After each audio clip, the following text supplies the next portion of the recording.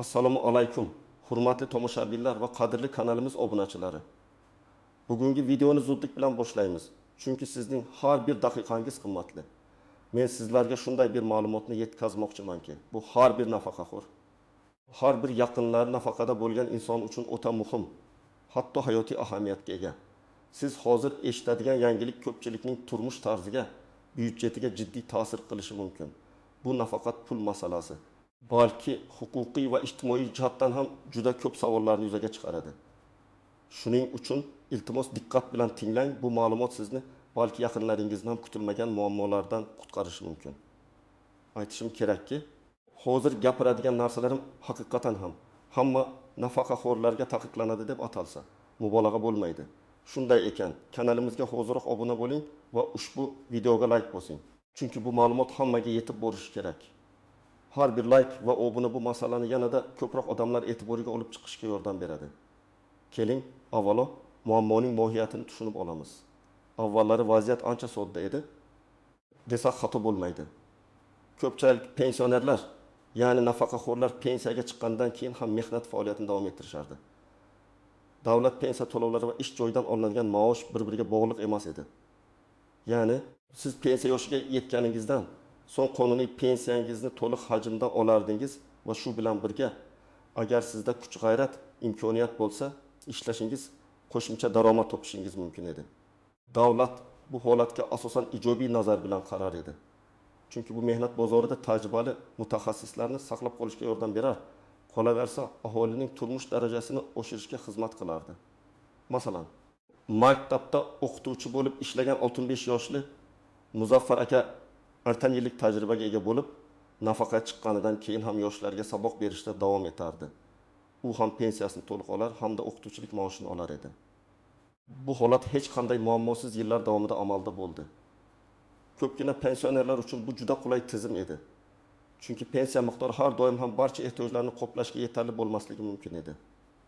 Qo'shimcha daromad ularga o'z farzandlariga, nabiralariga yordam berish, sog'ligini tiklash yoki shunchaki qulayroq hayot kechirish imkonini berar edi.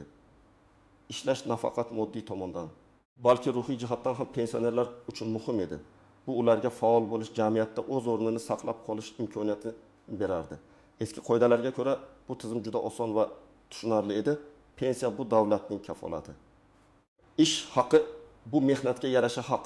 Hech qanday murakkab hisob-kitoblar, deklaratsiyalar yoki cheklovlar yo'q edi. Ammo bugungi kunda vaziyat jiddiy o'zgardi va bu o'zgarishlar barcha nafaqaxo'rlar uchun yangi qoidalarni belgilamoqda.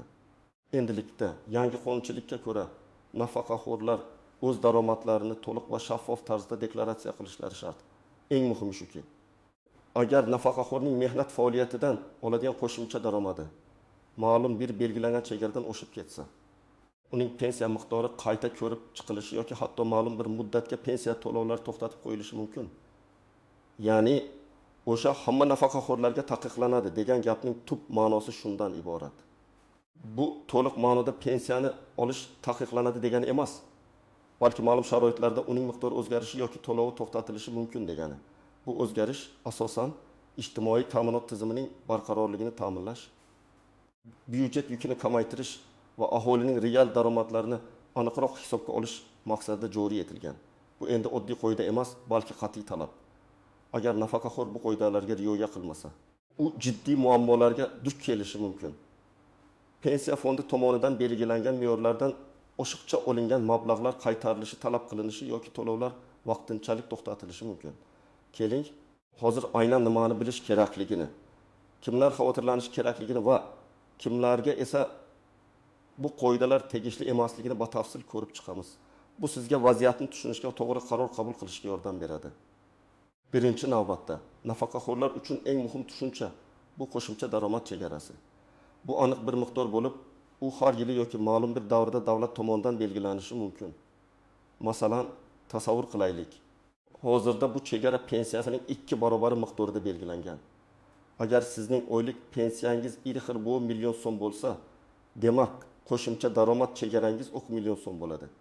Endilikda agar siz ishlashda davom etib, ish haqingiz yoki tadbirkorlik faoliyatingizdan olgan daromadingiz ushbu 3 million so'mdan oshib ketsa, sizning pensiya to'lovingiz qayta ko'rib chiqilishi mumkin. Bu degani siz pensiyangizni to'liq hajmda ola olmasligingiz, uning ma'lum bir qismi kamaytirilishi yoki hatto butunlay to'xtatilishi mumkin. Kimlar xavotirlanishi kerak? Birinchi guruh ishlovchi nafaqaxo'rlar. Agar siz pensiyaga chiqqan bo'lsangiz va rasman biror joyda ishlayotgan bo'lsangiz, ya'ni mehnat shartnomasi asosida ish haqi olsangiz, sizning daromadlaringiz doimiy monitoring qilinadi. Misol bir o'qituvchi Malika opa 60 yoshda pensiyada. U maktabda o'qituvchilik faoliyatini davom ettirmoqda va uning oylik pensiyasi 1 million 800 ming so'm. Yangi qoidaga ko'ra qo'shimcha daromad chegarasi pensiyaning 2 barobar, ya'ni 3 million 600 ming so'm etib belgilangan. Malika opaning oylik ish haqi esa 4 million so'm. Bu shuni anglatadiki, uning ish haqi belgilangan chegaradan 400 ming so'mga oshib ketmoqda. Bunday vaziyatda Malika opaning pensiya to'lovi qayta ko'rib chiqiladi. Pensiya fondi ushbu 400 ming so'mlik ortiqcha daromadni inobatga olgan holda uning pensiyasidan ma'lum bir foizni chegirib tashlashi yoki hatto pensiya to'lovini bir muddatga to'xtatib qo'yishi mumkin. Agar u bu haqda pensiya fondiga o'z vaqtida xabar bermasa, unga ortiqcha to'langan mablag'larni qaytarish majburiyati yuklatiladi va bu hatto sud orqali undirilishi mumkin. Ikkinchi guruh tadbirkor nafaqaxo'rlar. Agar siz yakka tartibdagi tadbirkor sifatida faoliyat yuritayotgan bo'lsangiz, o'z-o'zini band qilgan bo'lsangiz yoki shaxsiy dehqon xo'jaligingizdan doimiy daromad olsangiz, bu daromadlar ham hisobga olinadi. Misol 2. Ittimir yoshli Qosim amaki yakka tartibdagi tadbirkor bo'lib, do'konida meva-chava sotadi. Uning oylik pensiyasi 1 million 500 ming so'm. Chegara esa 3 million so'm. Qosim amakining do'konidan o'rtacha oylik sof foydasi 4 million 500 ming so'm.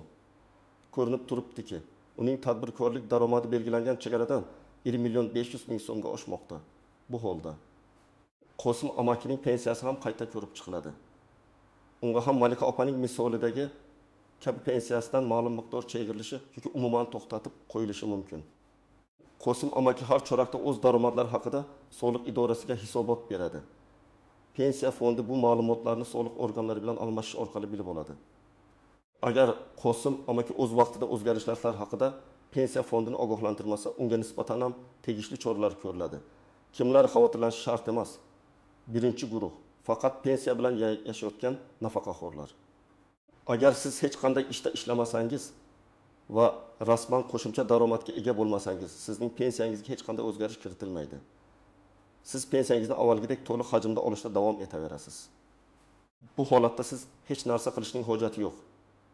Misol 3-8 yoshli holida bu nafaqaga chiqqanidan beri uyda, oilasi davrasida. Uning oylik pensiyasi 1 million 300 ming so'm. Holida bu hech qanday rasmiy ishda ishlamaydi. Tadbirkorlik faoliyati bilan shug'ullanmaydi.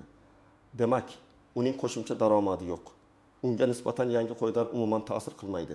U o'z pensiyasini avvalgidek to'liq oladi. Ikkinchi guruh daromadi belgilangan chegaradan past bo'lgan nafaqaxo'rlar. Agar siz ishlashda davom etayotgan bo'lsangiz, lekin sizning qo'shimcha daromadingiz yuqorida belgilangan chegaradan oshmasa, siz ham xavotirlanishga hojat yo'q. Faqatgina shaffoflikni ta'minlash maqsadida agar sizda rasmiy ish joyi bo'lsa, pensiya fondiga bu haqda xabar berishingiz tavsiya etiladi. Misol 4-32 yoshli Dilorom opaning oylik pensiyasi 1 million 700 ming so'm. U part-time asosida maktab kutubxonasida ishlaydi va oylik maoshi 2 million so'm. Qo'shimcha daromad chegarasi uning pensiyasining 2 barobari, ya'ni 3 million 400 ming so'm. Dilorom opaning ish haqi 2 million so'm. Bu chegaradan ancha past. Shuning uchun u o'z pensiyasini ham ish haqini ham to'liq oladi. Unga ham hech qanday jazolash choralari qo'llanilmaydi. Shuni ham ta'kidlash lozimki, har bir holat individual ko'rib chiqiladi. Pensiya fondi sizning daromadlaringiz to'g'risidagi ma'lumotlarni soliq organlari, ish beruvchilar va boshqa tegishli tashkilotlardan olish huquqiga ega. Shuning uchun daromadlarni yashirishga urinish jiddiy oqibatlarga olib kelishi mumkin. Endi esa ushbu qoidalardagi istisnolar, e'tibordan chetda qoladigan nozik jihatlar va yashirin tuzoqlar haqida gaplashamiz. Chunki har bir qoidaning o'z istisnolari va murakkabliklari bo'ladi. Bilimli bo'lish sizni ko'plab xatolardan asraydi. Birinchi istisno, ba'zi turdagi daromadlar bu qoidalarga kirmaydi. Masalan, mol-mulkni ijaraga berishdan olgan daromadlar. Agar bu asosiy tadbirkorlik faoliyati bo'lmasa, shaxsiy yordamchi xo'jalikdan olgan daromadlar, ma'lum chegaragacha foizlar, dividendlar qimmatli qog'ozlardan olingan daromadlar yoki bir martalik sovg'alar va yutuqlar odatda pensiya hisob kitobiga ta'sir qilmaydi. Ammo bu ro'yxat har yili o'zgarishi mumkinligini yodda tutish kerak. Shu bois har doim pensiya fondining rasmiy veb-saytini yoki tegishli bo'limni tekshirib turish tavsiya etiladi. Misol 72 yoshli Murod amaki o'zining eski garajini oyiga 500 ming so'mga qo'shnisiga ijaraga beradi. Uning oylik pensiyasi 1 million 600 ming so'm. Qo'shimcha daromad chegarasi esa 3 million 200 ming so'm. Garajni ijaraga berishdan olingan 500 ming so'm daromad. Agar bu uning asosiy tadbirkorlik faoliyati sifatida rasmiylashtirilmagan bo'lsa, odatda bu chegaraga kirmaydi va uning pensiya miqdoriga ta'sir qilmaydi. Shu sababli Murod amaki ham pensiyasini ham ijara pulini to'liq olaveradi. Ammo shuni eslatish kerakki, ijara daromadlari ham soliqqa tortilishi mumkin. Shuning uchun bu haqda soliq organlariga hisobot berish kerak bo'ladi. Ikkinchi istisno ayrim ijtimoiy toifalar, ba'zi hollarda nogironligi bor nafaqaxo'rlar yoki boquvchisini yo'qotgan nafaqaxo'rlar uchun boshqa qoidalar yoki chegara miqdorlari belgilanishi mumkin. Bu holatda davlat ularga ko'proq ijtimoiy himoya kafolatlarini berishi mumkin. Bu juda muhim nuans, chunki bu toifadagi insonlar ko'pincha qo'shimcha daromadga ega bo'lishga majbur bo'lishadi. Shu sababli agar siz shunday toifaga kiruvchi nafaqaxo'r bo'lsangiz, o'z hududingizdagi pensiya fondi bo'limiga murojaat qilib, aniq ma'lumotlarni olishingiz shart. Uchinchi istisno xorijiy davlatlardan olingan pensiya yoki daromadlar. Agar siz boshqa davlatdan pensiya olsangiz yoki chet elda ishlasangiz, bu daromadlarning hisob kitobi biroz murakkabroq bo'lishi mumkin. Xalqaro shartnomalar va ikki tomonlama kelishuvlar bunday hollarda hal qiluvchi rol o'ynaydi. Har bir mamlakat bilan alohida kelishuvlar mavjud bo'lishi mumkin. Shu sababli bunday vaziyatda ham pensiya fondining xalqaro aloqalar bo'limi bilan bog'lanish yoki malakali yurist maslahatini olish tavsiya etiladi. Endi esa yashirin tuzoqlar va e'tibordan chetda qoladigan jihatlar haqida gaplashamiz. 1. Informatsiya yetishmasligi. Eng katta tuzoq bu yangi qoidalar haqida xabardor bo'lmaslik. Ko'plab pensionerlar eski qoidalar hali ham amalda deb o'ylab, o'z daromadlarini oshkor qilmaydilar. Bu esa kelajakda katta muammolarga olib kelishi mumkin. Pensiya fondi va soliq qo'mitasi o'rtasida ma'lumotlar almashinuvi juda faol bo'lib, sizning daromadlaringiz haqidagi ma'lumotlar tezda aniqlanishi mumkin. 2. Qayta hisoblash mexanizmining murakkabligi. Pensiyani qayta hisoblash qanday amalga oshirilishi har doim ham oddiy emas. Qayta hisoblashda qanday formulalar qo'llanilishi, qaysi daromadlar hisobga olinishi yoki olinmasligi bo'yicha nozikliklar mavjud. Ba'zan ortiqcha olingan pensiya miqdori 1 yillik davr uchun hisoblanib, katta summani tashkil qilishi mumkin. Bu esa kutilmagan moliyaviy zarbalarga sabab bo'ladi. O'tu, vaqtinchalik ishlar va mavsumiy daromadlar. Agar siz vaqti bilan ishlasangiz yoki mavsumiy daromadlarga ega bo'lsangiz, bu ham hisobga olinishi mumkin. Masalan, yozda 2-3 oy davomida qo'shimcha ishdan yuqori daromad olsangiz, bu sizning yillik o'rtacha daromadingizni oshirib yuborishi va pensiyangizga ta'sir qilishi mumkin. Bu holda har bir oylik daromad emas, balki yillik o'rtacha daromad hisobga olinishi mumkin. Shuning uchun har qanday daromad manbaini hisobga olish muhim. 4. Jarima va sanksiyalar. Agar siz o'z daromadingiz haqida o'z vaqtida ma'lumot bermasangiz va pensiya fondi buni o'zi aniqlasa, nafaqat ortiqcha to'langan mablag'larni qaytarish, balki ma'muriy javobgarlikka tortilish yoki jarima to'lash ham talab qilinishi mumkin.